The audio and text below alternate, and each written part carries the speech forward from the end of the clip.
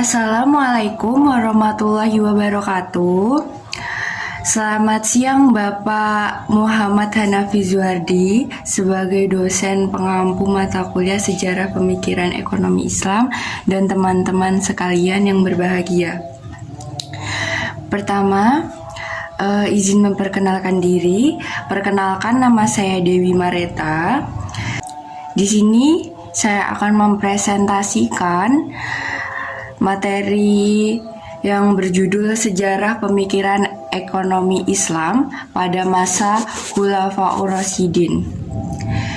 Baiklah, yang pertama yaitu pada masa Abu Bakar As-Siddiq. Setelah Rasulullah SAW wafat, Abu Bakar Al-As-Siddiq yang bernama lengkap Abdullah bin Abdul Quhafah Al-Tamimi terpilih sebagai Khalifah Islam yang pertama. Ia merupakan pemimpin agama sekaligus kepala negara kaum muslimin. Dalam usahanya meningkatkan kesejahteraan umat Islam, Khalifah Abu Bakar Al-As-Siddiq melaksanakan berbagai kebijakan ekonomi seperti yang telah dipraktekkan Rasulullah SAW. Ia sangat memperhatikan keakuratan perhitungan zakat sehingga tidak terjadi kelebihan atau kekurangan pembayarannya. Hasil pengumpulan zakat tersebut dijadikan sebagai pendapatan negara dan disimpan dalam Baitul Mal untuk langsung didistribusikan seluruhnya kepada kaum muslimin hingga tidak ada yang tersisa. Yang kedua, yaitu pada masa Umar bin Khattab. Pengganti Abu Bakar Al-As-Siddiq adalah Umar bin Khattab. Pada masa pemerintahan Umar bin Khattab banyak melakukan ekspansi kebijakan yang dilaksanakan, diantaranya pendirian lembaga Baitul Mal, pengaturan kepemilikan zakat, zakat USHR, sedekah dan dari non-muslim, pembuatan mata uang, klasifikasi dan alokasi pendapatan negara, serta pengaturan pengeluaran. Pada masa pemerintahannya, Umar bin Khattab juga melakukan banyak ekspansi wilayah Islam yang meliputi Jazirah Arab, Palestina, Syria, Persia, dan Mesir, sehingga mengakibatkan perluasan daerah yang sangat cepat.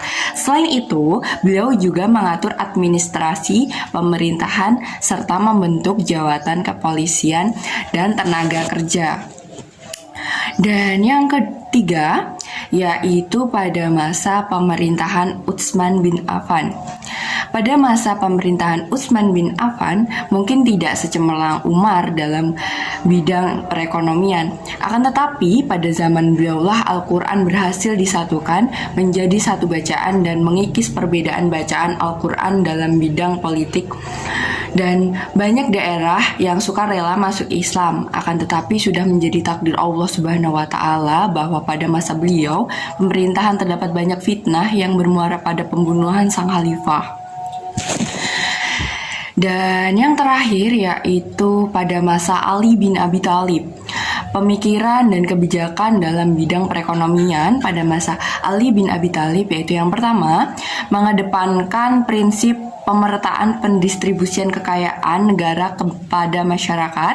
Yang kedua, menetapkan pajak terhadap pemilik kebun dan mengizinkan pemungutan zakat terhadap sayuran segar. Yang ketiga, pembayaran gaji pegawai dengan sistem mingguan. Yang keempat, melakukan kontrol pasar dan memberantas pedagang licik yang menimbun barang dan pasar gelap.